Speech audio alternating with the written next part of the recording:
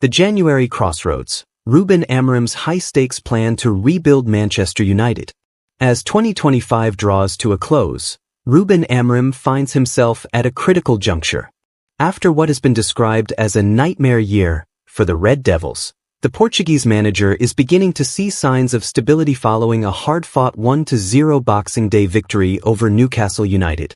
However, with the January transfer window just days away, Amorim is facing a series of complex decisions that could define the club's trajectory for the rest of the 2025/26 season and beyond. The Joshua Zirkzee conundrum, Roma's official bid. The most pressing issue on Amorim's desk involves the future of Joshua Zirkzee. The Dutch striker, who joined for £36.5 million, has struggled to find his rhythm at Old Trafford, leading to intense speculation about an early exit. According to the latest reports, SerieA giants AS Roma have stepped forward with an official proposal, a loan deal that includes a compulsory purchase clause. For a player who appears to be outside of Amorim's long-term vision, this offer represents a significant opportunity to recoup funds. However, Amorim is caught in a catch-22. While moving Zirkzee on would free up wages and a squad spot, the timing is disastrous.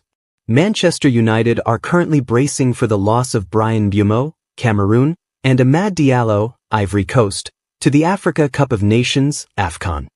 If Zirkzee departs in early January, United's attacking depth would be dangerously thin during a congested winter schedule. Building the future, the childhood dream of Cristian Orozco. While the senior squad faces upheaval, Manchester United's global scouting network has been working overtime to secure the stars of tomorrow. The club has officially secured the signing of 17-year-old Colombian midfield sensation Cristian Orozco. Orozco, who led Colombia's U17s to the South American Championship final, recently visited Manchester and described the experience as the realization of a lifelong ambition. "Everything was beautiful. I'm truly fulfilling a childhood dream," Orozco said, noting that his immediate priority is mastering the English language to ensure a swift adaptation when he officially joins the club in July upon turning 18. This follows the earlier acquisition of 18-year-old Diego Leon from Paraguay, signaling a clear shift in United's recruitment policy under the Ineos regime, a focus on identifying and securing elite South American talent before their price tags skyrocket on the European market. The AFCON challenge and squad survival. The biggest hurdle for Amorim in the coming weeks isn't just the transfer market, but the physical absence of key players. The AFCON tournament, running through late January, will see Mbeumo and Amad face off in the group stages.